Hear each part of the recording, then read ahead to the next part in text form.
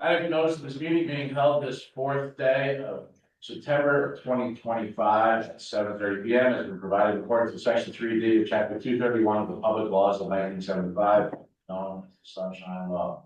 Please rise for pledging.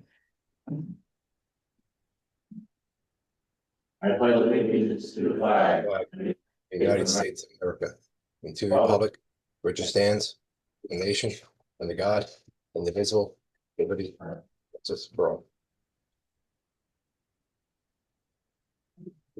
Roll call, please. New York, Here. Nelson, here, Rutland, Here. Kenny, Here. Lindsay, Here. Here. Ogrodnik, Here. Decker, Here. Mooney, here, thank you. Motion to open public comment on the agenda only. Make a motion. Second. Favor? Aye. Aye. I don't know which resolution. There is a resolution, Barbara Cochran, 507 Charleston, you know. There is one resolution, I don't really know which one.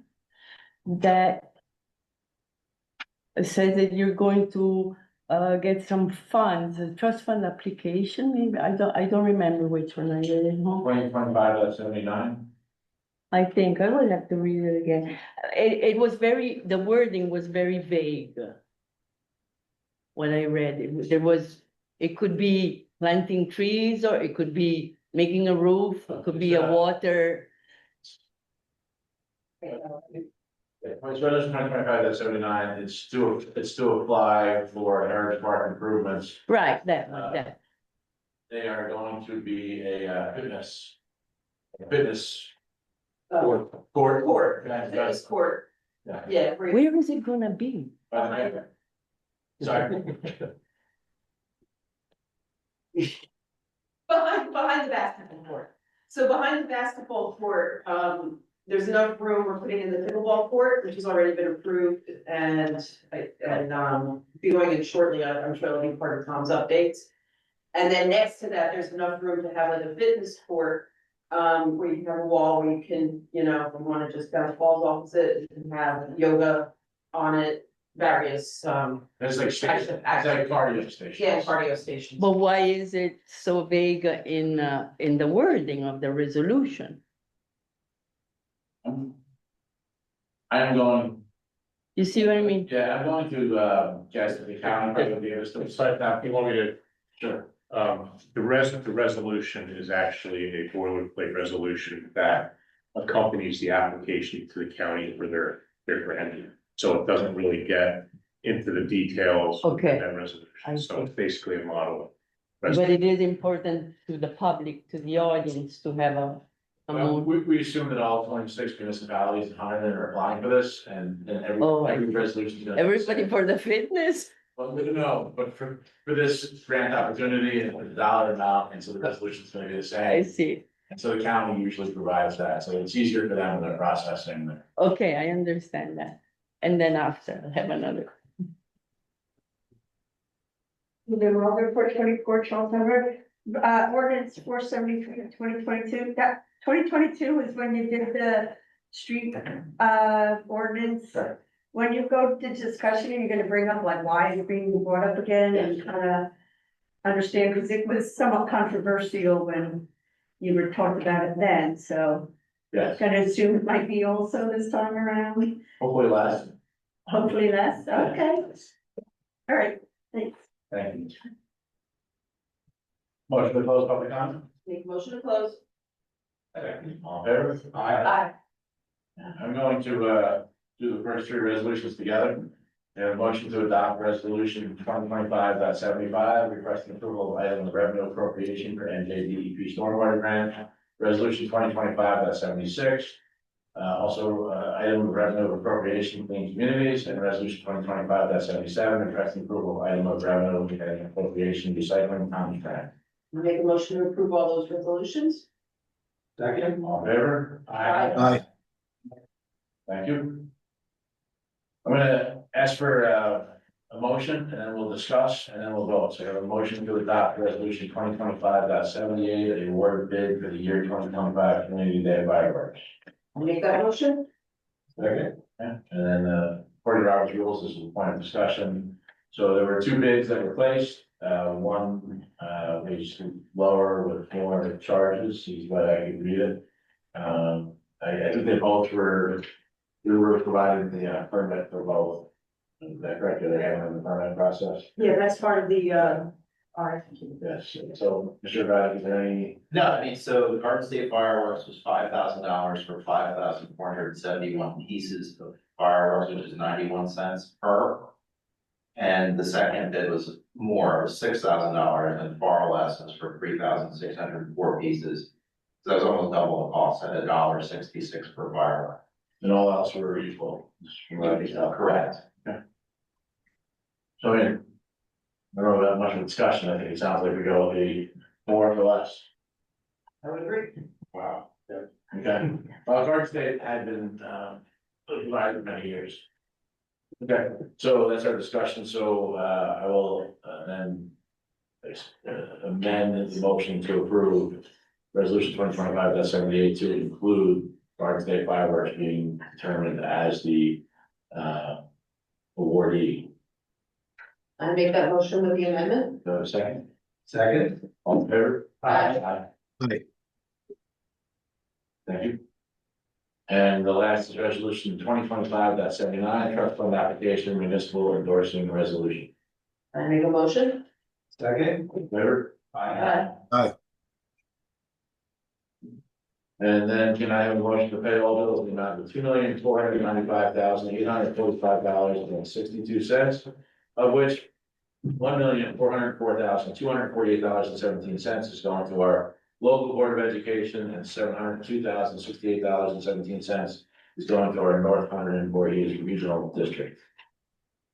Make a motion to pay the bills in that amount. Second. Roll call vote, please. Cotton, Yes. Kenny, Yes. Lindsay, Yes. Nelson, Yes. Muir. Yes. Thank you. The Board of Municipal Engineering. Few things, we have some miscellaneous DOT projects that we're cleaning up, we've been working with Jen on. I just decided that everything I need to. Hickory Ridge, we're still working through the schedule with Tilcon. We have had more conversations with them, they're gearing up, we just don't know exactly when. Heritage Park, where we discussed, last week, we had submitted to Hunterdon County for their grant application for the fitness court. The fitness court is basically a court that provides CrossFit training. And if we can get the funding and so forth, it would be a good addition it'll give the adults a more of a fitness experience in the park. And then the pickleball court, we just have to really schedule that with the contractor, the voucher and everything has been submitted. And Jen and I have been in contact with Telcon, so it's a matter of just getting that on the schedule. That should be a pretty quick turnaround once they get out there, because it's pretty straightforward turnkey operation. So, that's what I have for tonight. If you have questions? Any questions for Mr. Decker? Yeah, I do. The house. The house, I gave up on that environmental consultant and I reached out to another. Okay, great. Thank you. So hopefully, and this is someone that we've used out of our Phillipsburg office that will hopefully, they're not local, but they've been responsive. Okay. Thank you. I'm gonna ask that you stay, even though you're not, may have direct expertise for the parking discussion. Thank you. Happy to. Report of public safety officials, I see none in the audience or online. I will say I have been in touch with, our state police liaison about various issues throughout town, as well as their back to school protocol of being present for, students returning and school buses, so I just don't want people to think since they're not here, that we haven't been in communication. Old business, there's none on the agenda, new business, the introduction of ordinance 499-2025, authorizing appropriation for the general capital fund to replace the municipal building roof. Do I have a motion to introduce? Make a motion to introduce that ordinance. Second, Second. all in favor? Aye. Aye. Public hearing for that was scheduled for October 2nd, 2025. That's for replacing the roof on this building. A motion to open the discussion to amend ordinance 473.2022 parking on municipal streets. I make a motion to open discussion. Second. Favor? Aye. Aye. I'll try to couch this and then, we'll have a discussion here first with the committee, and then we'll open up to the public. So in 2022, there's an issue of multiple vehicles, particularly in one development being left out on the street. And so to try to mitigate that, we restricted essentially any and all vehicles from midnight to 6 AM on those streets. We sent it to DOT for comment. Even though they're our roads, we need DOT approval.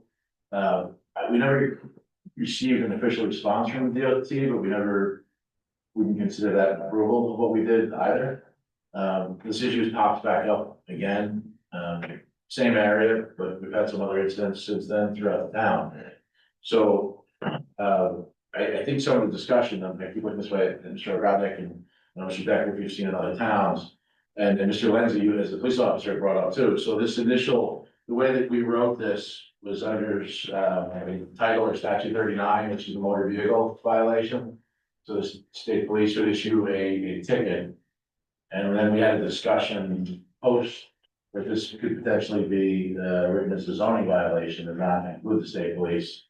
So I think that's probably, if we want to have something enforceable, I would say that's probably our first discussion. Do we want this to be something that we call the state police for and have them write a motor vehicle violation, or something that we send out zoning for? And So I think there's a middle ground here. You can have an ordinance drafted, not drafted like for many towns. That can be enforced by the state police. That's not a Title 39 parking. Yeah, that's what I was gonna say. Really what you want to do for parking, I think, right, Paul? Correct, yes. Yes. You can either have it mirror the state ordinance or you can create your own ordinance. Most towns, the overnight parking statutes where they have a restriction of times, those are municipal ordinances, those are town ordinances.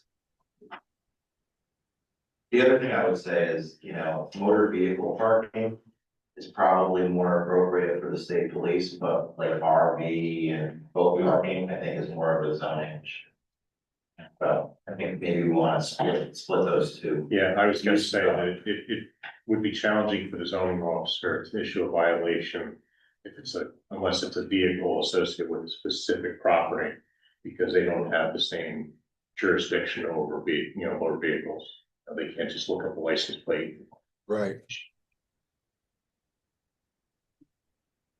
so, yeah. Zoning officer would, I'm sorry, the zoning officer would have to take a license plate, go to the state police, try to get the registration information off the state police to put it on a ticket.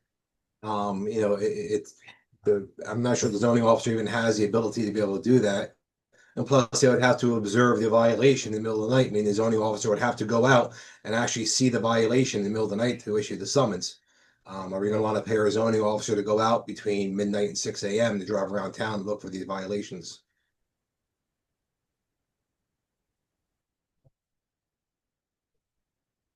So, I mean, Mike, I would say you simplified this, so. Yeah, I would just. Can you circulate a Yeah. draft template? Yeah, we'll just do a parking ordinance that we can give to the state police. We gotta update it in the court system so they have it.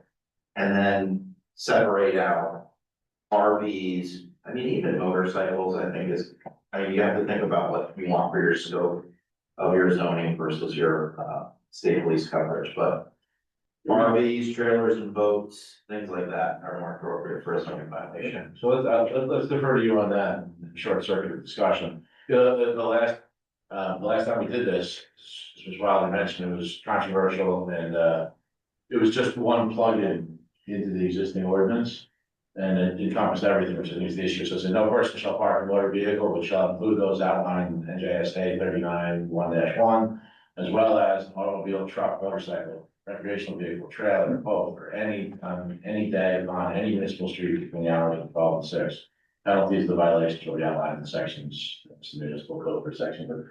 Yeah, and the other thing is, I mean, we've seen guest parking, like, so it's not, something that's happening constantly every night. You have a graduation party, everybody can park on the street for maybe 24 to 48 hours, but after that point, it would trigger a zoning violation.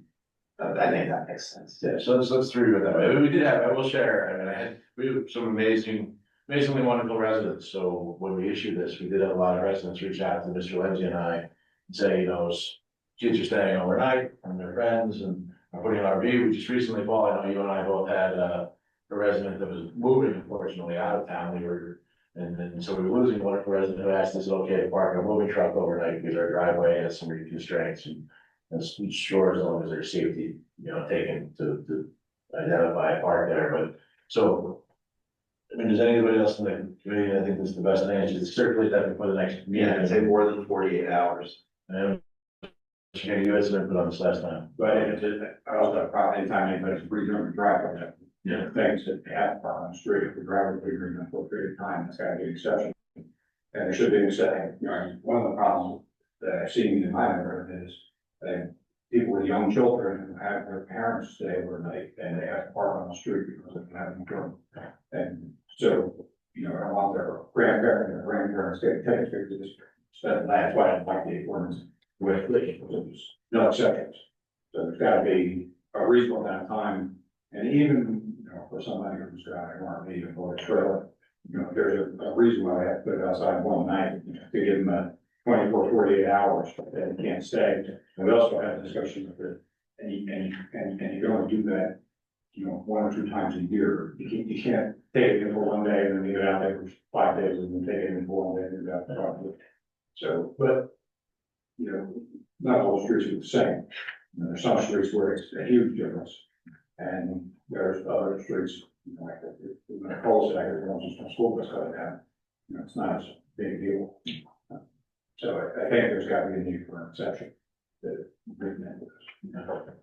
So I think the process for us, it's open to the public, but I think the process for us is, Mr. Rodney, if you would circulate that as a draft for the next meeting, we'll probably leave it as a discussion item for the next meeting. And then potentially in October, then look at amending the ordinance based on that discussion. Thank you. I have a motion open for public. Make that motion. Second. All in favor? Aye. Public comment on this, all that. Motion to close. Motion closed. Second. All in favor? Aye. Have a motion to close the discussion. Make motion to close discussion. Second. All in favor? Aye.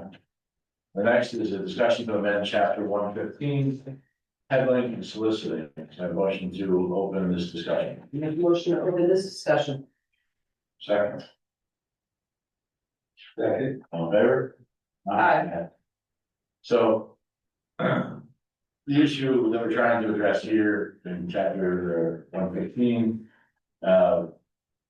is currently there's a background check, so I read it says upon receipt, there's a list of things that somebody has to provide. They want to get a peddler's, vendor's door-to-door license. And, once you go through that list, upon receipt of all this information, the township clerk shall promptly provide copies of the same for the police to background checks and general code enforcement officer. No fee other than cost shall be charged to the person organizing in conjunction with the requirements of the section. We, as a municipality, don't want to incur the cost of doing a background check. You want to add that as a fee for whoever wants to be a peddler. There is a pre-existing section, which I think some of the concern, I didn't screenshot of the call, right, bring it up on my phone. There are exclusions at the front of this ordinance. If we took time, we were concerned about religious activity, political activity that were considered freedom of speech. But there are clauses that said if it's a legitimate political activity, religious activity, or a registered nonprofit, they're exempt from these regulations. Yeah, typically, peddling and solicitation licenses that require those background checks are for commercial sales of goods and services. But yeah, the political, US Supreme Court has consistently struck down ordinances that restrict political, religious, and charitable door-to-door solicitation. So you can restrict reasonable hours, time, content, and manner. But you can't outright restrict it or put up any roadblocks or require even fees. So I think we need to clean that up and really have a bright line between commercial activity, solicitation, which absolutely, first of all, is heavily disfavored, and most towns have ordinances against solicitation without the proper permitting. It's a really big problem in Holland Township. It's a really big problem in other communities where unfortunately there's a big reward for getting that solar contract or that pest control. Those are the two big ones that we're seeing. But yeah, I think we need to just clean it up and look at the political, religious, and charitable, loosen those restrictions, and then, you know, tighten up the solicitation for commercial activities. And then, so if they're handling the background check, this is more for Mr. Spencer, like, I know, you know, we've all done various background checks. Would that then be a process that, like, they would have a form you could give them, and then they would go to one of those, like, Identigo, and then we'd go to the state police, and the state police would contact us? I have forms for background checks when it is for alcohol. Okay. We have to establish some sort of process internally in addition to, so we would know the fee, like, it's up to them to pay the fee. I think they would pay the fee with Identigo when they register. Yes, they paid that. Okay, and then we would have to set up an account so that we receive the information on background check. Cause I've never been involved in background. you know, it's not sharing, like the town of Clinton, because they used to do a lot of business there. They had a list of, like, so if you had a raffle license or different things, like, there were a lot, so they would have codes for different things. And then you would take that to Identigo, and of course, they had their own police department, so they made it easier, so you would go and I would register online, I would pay the fee. So they would do the background check, and then Identigo would send that to their police department. And I think here, I've had other residents do background checks, they get sent to the state police, but there's usually some sort of disconnect between the state police and our office. The ones that we usually for the background check required for all coaches and correct. So that, but and we could do it that way, but those are actually, it sounds horrible that they're not as stringent as Identigo, if we send somebody out. Those are actually done through there's a federal FBI system that we could use that for this as well. It's not a fingerprint though, but it does go through records. And it's like 99% the same as what Identigo does without the fingerprint. So if that's acceptable. I think that's what I'm just bringing up, like, we need to set up a process. Like, we need to fix the ordinance and then set up a process internally. So let's fix it, we could probably do it concurrently so that we know. Yeah, I mean, you run it because you don't want your solicitors that have been convicted of fraud, violent crime, that. So typically it's, you know, typically licenses say it has to be certified by chief. We don't have to. Yes. So we have to figure out a background check that we can review just to make sure that there's no. But that doesn't have to be in the ordinance, we just need to specify that they're paying a fee. Right. Yeah, here, this is I'll give you the chance, I know you haven't looked at it yet, but the exemption for the typical any veteran or young fireman, also special state license, any person soliciting a vote or supporting a political candidate or program provided, any person for a bona fide charitable, religious, patriotic, community service or philanthropic purpose or organization. So, there are others, but, public utility, workers, people selling fruits or farm products by themselves for their own farm. And then people appointed by the township to go door to door. So, I guess for the next meeting, same thing, if you can review those exemptions and see if they provide the proper protections for those soliciting votes and charitable work. Then change the language, regarding the, get it back here. Pardon? Yeah, well, yes, but then this is the language about the fee, which is the ordinance, so. Oh, yeah, it puts it on now. Yep. Yeah, and that's section, for it's B and C under the subsections. Okay.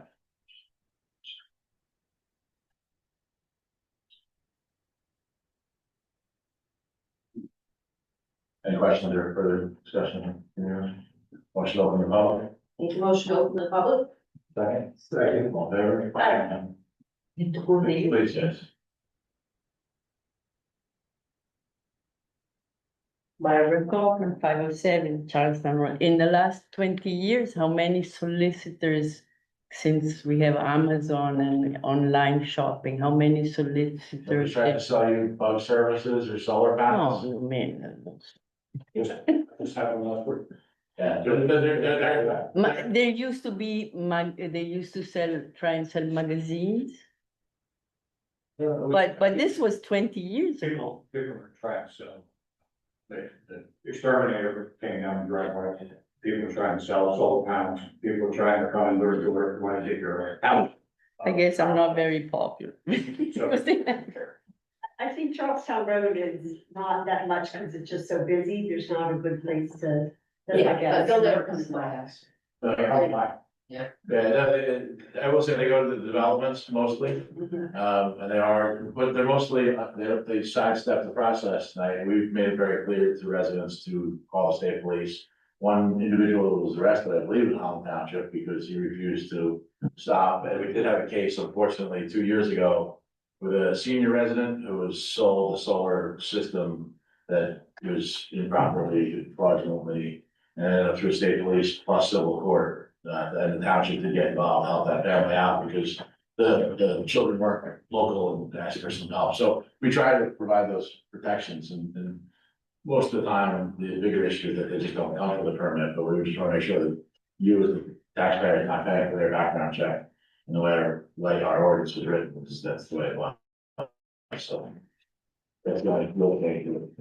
The month for 24 trucks. So it's, I know you have been in the past, I think on Facebook or the website, I don't remember which, like saying what, people should do. Maybe have a reminder and a place on the website that's always there, just to remind people, like, if someone comes to your door, if they're not because canvassing is allowed, right? And you don't have to, but You still need a permit. for canvassing, Yes. you I do. don't And believe- you're supposed to be registered with the Department of Community Affairs, I believe it's a charitable organization, but I believe for political. it's- I don't recall ever knowing that. And We'll see if we can put some information out. I don't. Not for think political. You don't need a permit for political. Yeah, that's what I thought. We went through this in Livingston too. You do not need a permit for political canvassing. But so if you're not canvassing and someone comes to your door, maybe just put something up on the website, say, someone knocks on your door, this is what you should ask for. Yes. 'Cause I forget, I know you've said it before, but. We do issue an actual permits, they should have that permit from the town. That's my favorite thing, I joke, I rarely do actually share, like, if people don't know I'm the mayor, but I love when people come see this is my door, because I let them go through their spiel at first. And then I ask for the permit, and I let them lie about what it is. And then I explain to them the process, and then they lie some more, and then I finally explain that I'm the mayor, and then you need to go see the clerk or the state police, it's your choice. They usually go somewhere else. And you said religious organizations have to go to the same I permit. believe religious, the way our ordinance is written, we're gonna review it all, the religious organizations, properly registered charitable organizations and political do not need to come and get a permit Religious, from us. okay. Now, there may be like, I will say there's a caveat, charitable organizations may need a canvassing registration through DCA. Well, if they're seeking donations, Yeah. they're supposed to be registered as a charity. Yeah, and they should have a certificate number, but we're not asking charitable organizations to go get a permit, such as somebody trying to sell a solar or just their rating service. Yeah. Motion, any other questions, sir? Motion, close public comment? Make a motion to close? Second. On favor? Aye. Mr. Graham, you said we're clear for our steps. Yeah, absolutely. Thank you. Moving on to reports, report of the Harvest Historic Committee, was emailed to us. Report of municipal zoning officials emailed, report of public works was emailed. That's if you wanted to share or not. So the highlights past month have been mowing the parks, roadside mowing. Trees are continuing to be taken care of, weed whacking. There was some Belgian block repair that had to go on a bunch of the developments, and they're getting ready for the next round of the chip seal. Thank you. Report of tax collectors emailed to us, animal control officials emailed. But I will note, there's a public health rabies incident in the area of Thrush Lane for a raccoon that tested positive rabies. It's on the website. The email, if you subscribe, the email system also sent this out. And it was put on the social media channels that we do have access to. The report municipal planning board was emailed, no report from CATV, and animal licensing official also emailed. I'm just gonna share, we host monthly staff meetings, so our animal licensing official shares.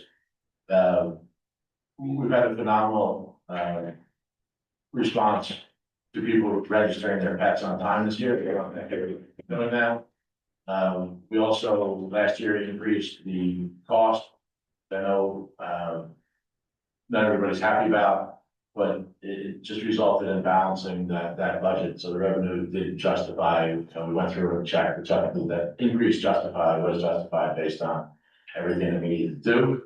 And then the other thing I would add is there are I had the number written down, but I think there's still about 40 some odd pets that are not registered.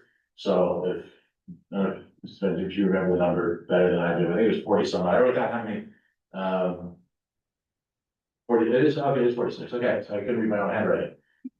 43 dogs and 3 cats. And that's probably that. So there are 43 dogs and 3 cats, still not registered. So if anybody does watch the afterwards and they're your pet, final notices are going out, and after that, they go to court. So we make every effort. I don't think any other town does this. We make every effort to call, send letters. Our animal licensing official literally calls every family to find out. So by the time you do get a court summons, we made every effort we could. And we prefer not to go to court, please. So, and if you have any knowledge of any pets, please get them registered before it has to go to court. Report of the township attorney. I have no reports tonight. Thank you. Report of personnel technical support coordinator. Yeah, so Jen and I have been reviewing some of our contracts with various technical providers up here. We met with Comcast and they was looking to upgrade a little bit of maybe the fiber optics for this building, maybe a little bit larger storage. And also maybe looking to revamp our voice over IP up here. So this sometimes that'll go down with internet going down, and there might be ways to be able to keep the phone system running. Okay. So we'll do that. Okay. And did they mention when their contract is up? Which one, No, they have I just mentioned, I spent this morning, I didn't think about it. okay, Comcast has a, what it calls, I don't want to state it, but a monopoly contract where they come in and negotiate with municipalities each year. And part of that is what they provide to the municipality and the school district. So I just want to see as part of those like discussions to potentially include them, because we should be close. So we've been every 3 years. yeah, the representative was gonna reach out to like their government, small government, representative. Okay. To kind of flush a lot of that out. Okay. Yeah, yeah. Thank you. Report of road coordinator, Ms. Nelson, anything else to add?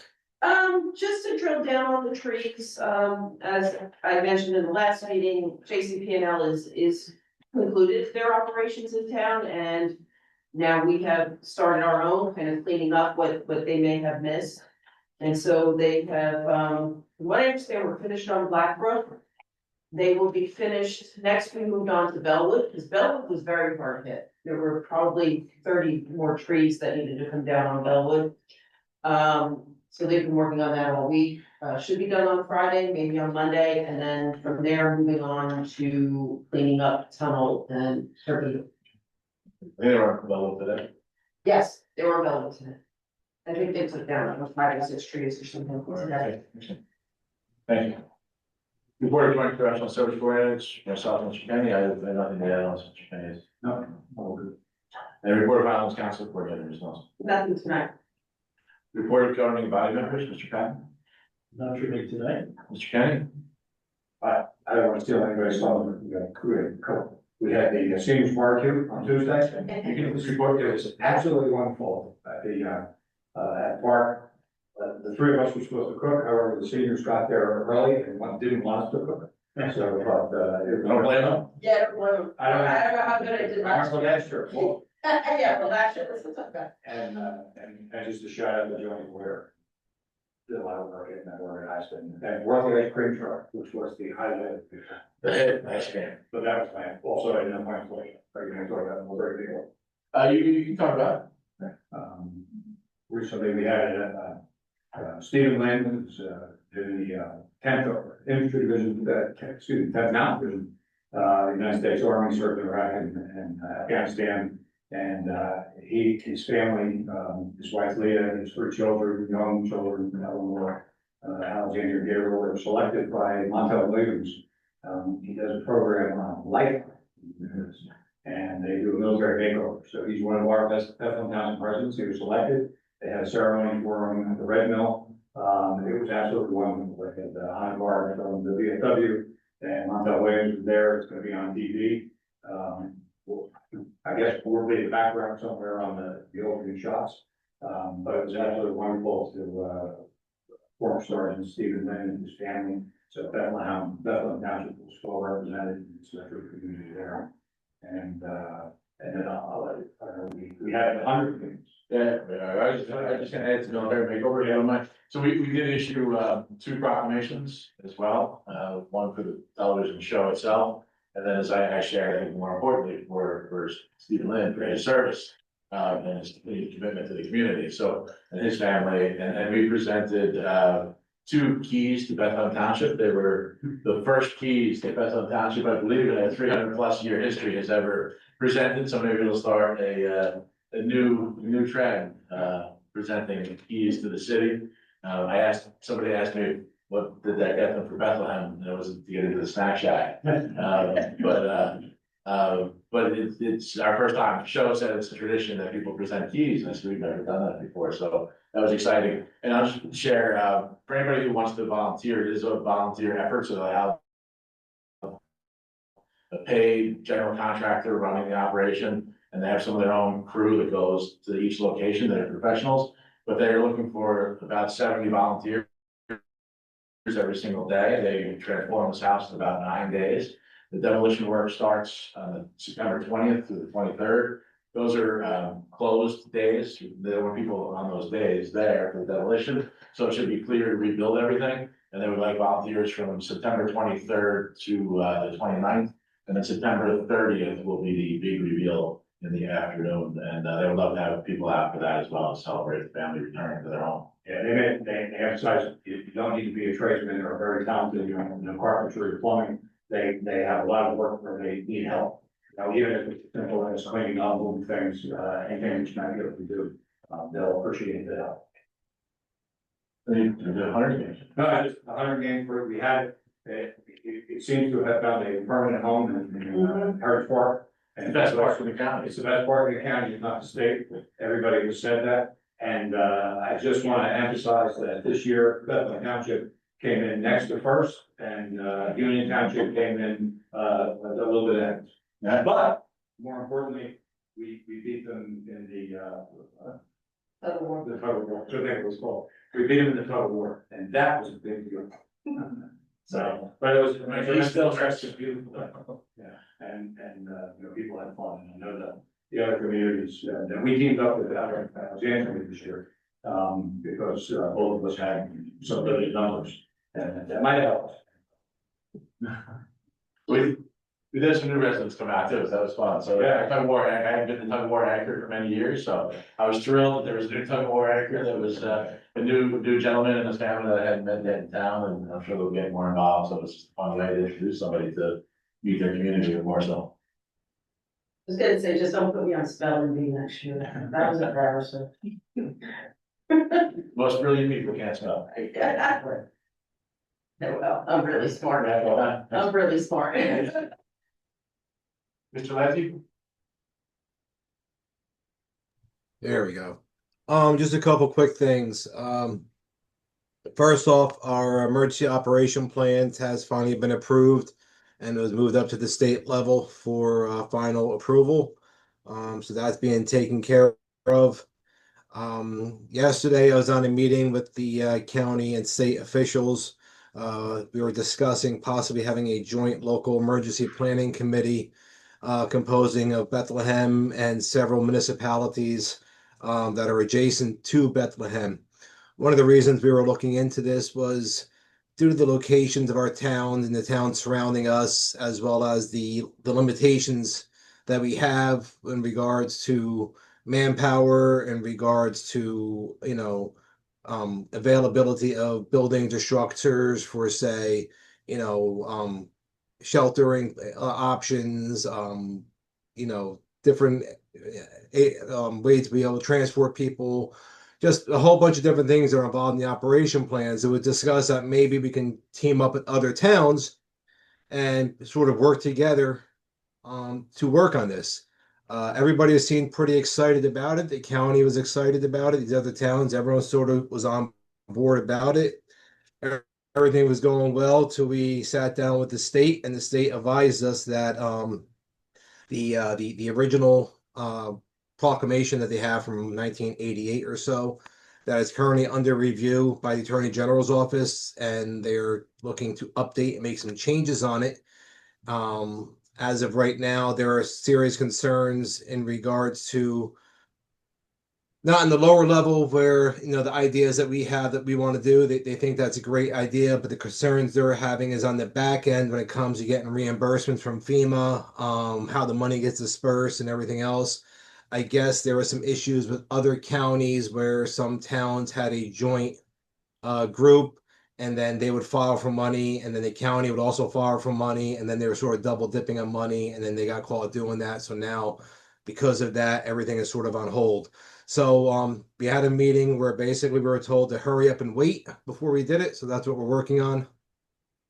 I don't know if the computer froze or not, because everything's frozen on my end. Are you guys good? You're good. Okay. So that's kind of where we're sitting at right now. We had discussed maybe with Union Township, John Palmano was on there, Glenn Gardner was on with as well. That maybe we can talk about some mutual aid agreements that we can create with these towns in regards to, areas to reinforce our operation plans to help out that way until we get some final confirmation from the state as to how we can do this local emergency planning committee, if it's even a viable option. According to the state rep, 2, 4, 6, 8, 10 months, they don't know. Again, it's in the Attorney General's office, and they're saying that even with the election year, who knows what's going to happen with that, because there's going to be lots of changes. So they're not holding their breath as to how long it could take. So that's kind of where that's at. Jen, if you keep getting any more emails in regards to our the renewal for the SAM, the awards management for the federal government, that's been completed, so that you shouldn't be getting any more emails about that. We had until the end of the month. That is all renewed and taken care of. And other than that, that's about it for now. Oh, and I have one thing, contract for executive.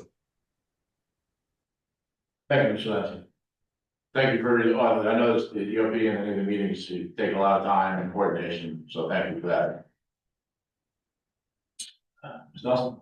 I just wanted to thank the organizing committee for garbage market this year for another great season. Phenomenal. Yeah, yeah, thank you. That's it. Actually, the seniors were mentioning that as well, whenever time it's become a highlight there. Yeah. Report Township Administrator, good morning. A couple of things, so we had to replace our postage machine, it was not weighing our health records, so. Well, under, so far we haven't received anything back, but. And then it just kind of stopped working, so we had to replace the postage machine. The 2026 PACE, our insurance renewal, that was submitted, so that's done. Gov deals, we've got just have to review what we've got out there, so we're hoping Monday, I don't know, Paul, if you wanna just look it over since you. Sure, double check. I walked through with Jeff today, so. Okay. We have, 3 plows and the finish mower and 1 truck so far. And the whole tractor. Yeah, the truck. So,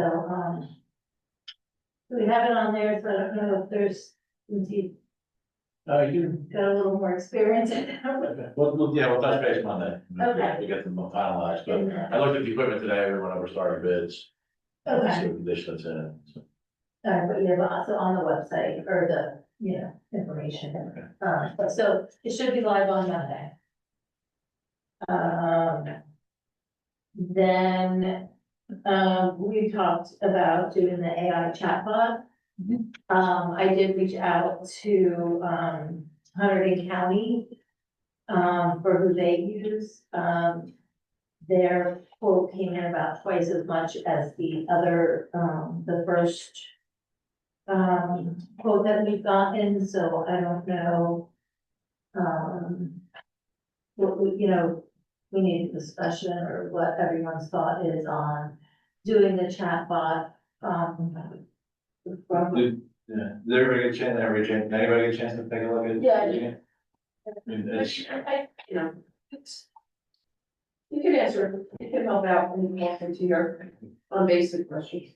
so, I was thinking, I think it would be helpful and save some time, so to give residents an opportunity to ask questions 24/7 through the website. It doesn't go, it's artificial intelligence, it doesn't go rogue, it takes whatever information is on our website.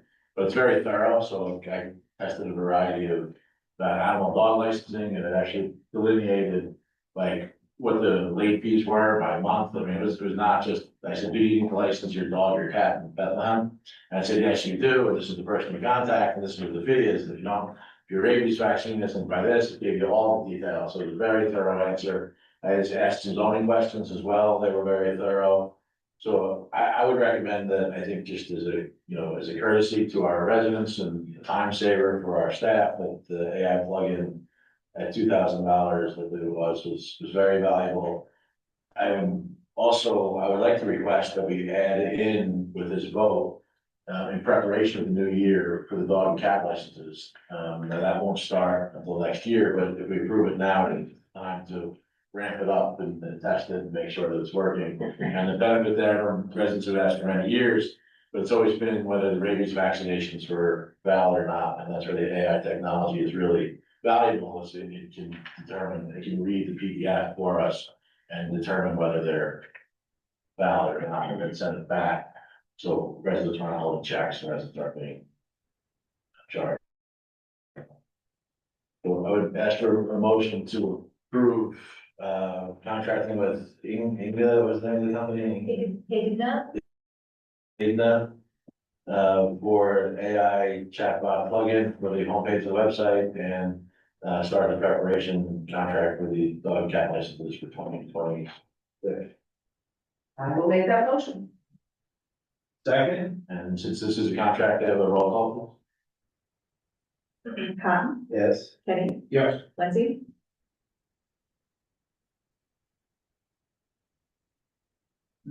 Yes, Nelson, Yes, yeah. Yes. Thank you. I think it'll be a good addition, it's a good way to start tests and technology in a reasonable way. okay. And then I have, 2 contracts for executive. Thank you. Anything else? Just anything else report? Okay. Very good, report of mayor, Mr. Decker, whenever you stick around for one of those contract discussions. Sure. Just like your professional input. Report, mayor, actually, this is, I will say one of the contracts, so the state health benefits, they finalized their rate increase today at 36.5%. So we've been looking at alternatives, for our, township employees. I shouldn't say it's ridiculous program at this point to, there's a 23% increase 4 years ago, 8, and then I think it was 18 last year, now 36. So almost 100% increase over 4 years. that taxpayers absorb, which is ridiculous to ask for you to do that. And on top of it, government employees do in fact contribute to their health insurance. And at 36.5%, if we did a cost of living increase, they're losing money next year, which is unfair to our employees as well. So we're working on alternatives to that, but, and I will share the League of Municipalities and Conference of Mayors as well are working, they have two separate subcommittees, one working with the legislature, trying to correct this program, because it's gonna continue to disintegrate as people try to find ways to leave.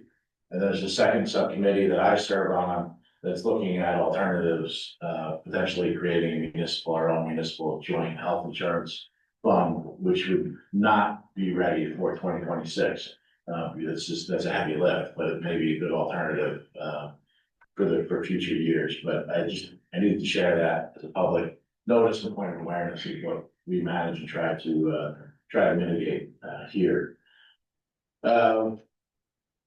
Okay, I think we covered some of my other items. The North Hunterdon Area Energy Cooperative, which is at the electric savings. The state forced a rebid because we couldn't save that much. That's the way I hate to say it. State regulations don't allow us to stay in our contract and be that much lower than JCP&L. It did go out to rebid. It is higher, but it's still over the contract period. If you stayed in the program, the average home will save about 5% on their energy costs over the next 3 years, being part of that energy cooperative. So there'll be letters going out again, like last time, just to alerting folks, because the energy supplier that's doing that is not, I don't believe it is IDD, so it's a different supplier. The letter needs to go out, but again, I think it's very beneficial to us. Also, or just share, I guess, another fun community event. Community Day is September 27th. So they will be all fun, all that day activities, fun activities at the park. Please come out, enjoy some picnics. The state police will be there. There will be a movie in the evening, and of course the fireworks that we just approved. So we'll see many of you out there on the 27th. I don't have anything else to add, because we covered a lot tonight already. So with that, can I have a motion for the public hearing? I make a motion to open the public. Second. All in favor? Aye. Susie Warner, couple things, the AI chatbot, so I personally don't like chatbots myself, but that's just me. My partner at home is very big on them, so he now takes notes with his watch when any doctor's appointments. And actually, he's better than me taking notes, but then he doesn't pay attention to them because he relies on that. But anyway, will it go to the E-code? Yes. So you program in like where it wants to get the information from? Or- Anything that you have would have access to on our website, it has access to on the website. So a link and then Yeah. goes there. Yeah. Huh, interesting. So, one thing, the website just needs to make sure that we keep updated information, Right. events that are old or a planning board meeting that wasn't held in April. You know, that kind of, the website needs to be cleaned up. I know the Environmental Commission had tried to sit with Lou and we haven't been able to yet. So I think that before you even do this chatbot thing, make sure that the information on the website is up to date and clean. And if the Environmental Commission could sit down with Lou, that would be great. I'll see how we can help facilitate that. Yeah, I know, the timing wise, Oliver and Lou had conflicts but my next thing is the microwave tower. Do you know what the status is? Across the way. I honestly don't know, which I believe it's close to being in service, but I don't know. Close to being in service. Cause it looks like they're not microwave on their antennas. They look like radio frequency antennas. And I did go back and look at the plans and they are radio frequency. So I don't know why it was called microwave, because I don't think it is. Yeah, I think it would be radio frequency because it's for the emergency responders. They all work on they all have their own frequency. Right. But I'll find out from the county if it's active or not. Yeah, I ran into one of the rangers, county rangers at the parking lot this weekend, and he didn't think it was, he thought that there was some, something with the power or something that needed to be changed or something, I'm not quite sure. And I haven't emailed them in a while, so it's not like I reached out to the county and didn't get a response. I haven't reached out to them at all, but I was just curious, you know. I mean, they Anything still over have 500 some- megahertz is microwave, by the way. What's that? Anything over 500 megahertz is microwave. No, I don't know. I know it's, they don't look like the dishes, you know, they're like these little. Microwave square things. antennas don't always look like dishes. Yeah, it could be. The ranger was like, he took out his walkie-talkie and said, this is what it's for, whatever, but, and they have cones still up there and, you know, the construction enter sign right on the road here. So just kind of, if they could clean it up, finish it up if it's done. And my guess is that the extended parking lot that they put in is in wetlands and that's gonna disappear in a couple of years, but whatever, it's sinkholes and wet there. But anyway, your zoning officer report, I don't remember if you mentioned, but thank you very much. It's very, very helpful, but I have some questions. Sure. So it's dated August 2025, but there's some things on here from like April. That the zoning officer is requesting fees, so if it's from August, it should be updated since April, right?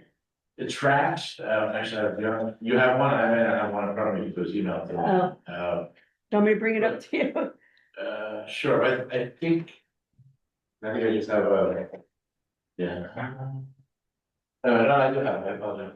This zoning compliance, always letting them, but Yeah. some of these will state where they started from. Right, So if it has April, it's supposed to date whatever action they took. right.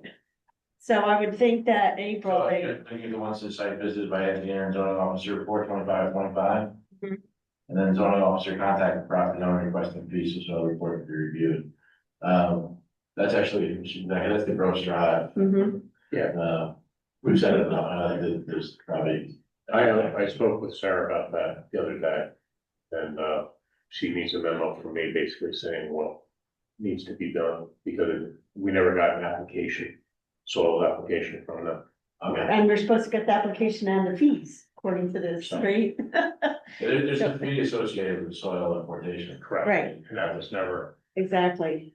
by the previous. So this is great. I really appreciate it, but follow-up is, it's kind of showing that there has been a little bit of lack of follow-up, and we have ordinances for a reason. And then, another one that I just have a question, so for the, equipment on block 19-3, the, deadline was September 4th. Do you know if that was, I believe they're in compliance at this point. Oh, that's good, because the last time I drove down there, the equipment, you couldn't see from the road and it seemed like it was like hidden in the corn. Yeah, no, it's all that, I believe there's one row that's, near the rail line. Yeah. They're allowed, I believe they're allowed to be in that one row. And Oh, there's also, there's, even though it's farmland and the cornfield. because I think there's a setback easement because of the railway. Oh, okay. Okay, interesting. And then, Share, I think based on what they've done to that property, I would say the corporation we'd like them, we consider them a valuable, we consider all residents, but we consider them a valuable community member, so we're trying to work with that property owner to address what they need to keep the business in. to find another place for all their equipment or something, or? No, just to try to get them to be able to operate the way that they need to, but to remain in that space. What's that supposed to mean? I'm not quite sure I understand. That could potentially leave New Jersey, we'd like to keep that. No, I get that, but I mean, where they're putting their equipment is a farm field, there was farmland assessed. Agreed. So I don't know, I would think on the other side then, maybe. I didn't realize that there was that setback there, it just looked like they were hidden. But, okay, and then, the last one is the, block 34-5, so it was fine, 2,000, is that just a single fine of $2,000, or do you know, or? And that was through the court, Uh, but I would assume it was, I don't think, I would assume the court did a single $2,000 on it, interesting, okay, which I would share is pretty heavy handed for our court it is, for that violation. okay. I've never seen them actually issue a violation for somebody who's agreed to comply. So I'd say it was heavy handed. So no more vehicles will be parking on that property? In theory? In theory. Okay. Okay, The challenge and discussion I'll share with that property is, it's up to the property owner to properly secure it. So, right, they're not there, they're Right. not local, but I think our zoning officer did explain to them, it's still their responsibility. exactly. I mean, there's ways to, put big boulders or Yeah, whatever. whatever they need to do, and maybe that's what the fine is there for, so that hopefully they do comply going forward, because it's a. I mean, that's what the county does on Charlestown Road. They just put big boulders and concrete things so the big tractor trailers can't go in there anymore, so. But it's very useful, so I appreciate it. Thank you, We'll keep it up. thank you. Anybody else?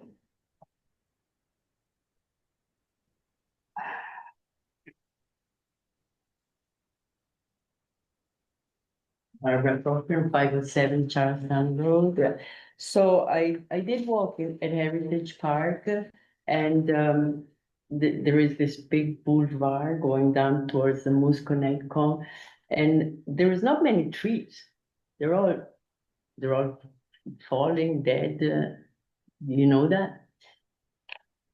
I mean, the park, maybe nobody walks anymore. You're the first person to bring it up, but I think we're dealing with. We used to have a champion tree there. We used to have, okay, everything changes, I agree. But right now it's really depleted from trees. There's no trees. They're all, you'll see now that all the in the winter you will see. They're all there. Maybe there's some planting, volunteer planting. There's a. Along the river, there's the oaks. They're there. They're very nice. There's a gentleman who lives in town who's starting a new nonprofit. He was here for a meeting a couple of years ago. And he's been back in recently. I think he finally has his nonprofit approved. And so he's looking to plant. I was at 2 or 300 trees in the park. Invite him to do that section because it's really in bad shape. I'll put you together with him, follow you. I'm too old. And then, okay, when you talk about the code being on the AI chat box, it means that you make a prompt and it comes out with the ordinances relative to the problem you're asking. Whatever, yeah, it's dependent on what. Once you prompt it, or because putting the code is very vague, you have to have it. It links to E-code. I know, but that's pretty big, the code. But You it's- can get, you have the link. It should hopefully be put in like a keyword, like tonight we discussed You- parking. Exactly. What is the parking Prompts. ordinance in Bethlehem Township? It's like that, that's what I would think, what is the parking in Bethlehem Township? And it comes out with all the ordinance relative, that would be useful, otherwise just the code is not very useful. No, we it'll, have it on it'll the it'll website. delineate based on, now if you ask what are all the ordinances in Bethlehem Township? I don't know what it would be that, but you need to ask a specific question. Yeah, and it has to come out with specific. And what is the update on the Lee farmhouse? That was something that, I couldn't hear you. Oh, were sorry. talking. we were unable to get any response from the original environmental consultant to give us a price, so we reached out to another one. Trying to get a price from them. For a restoration? No, it's an evaluation of the building for demolition. Okay. Okay, bye, thank you. Other public comment? Motion to close public comment? Take a motion to close public comment? Second. In favor? Motion to enter executive session to discuss 3 contracts. Motion to enter executive session.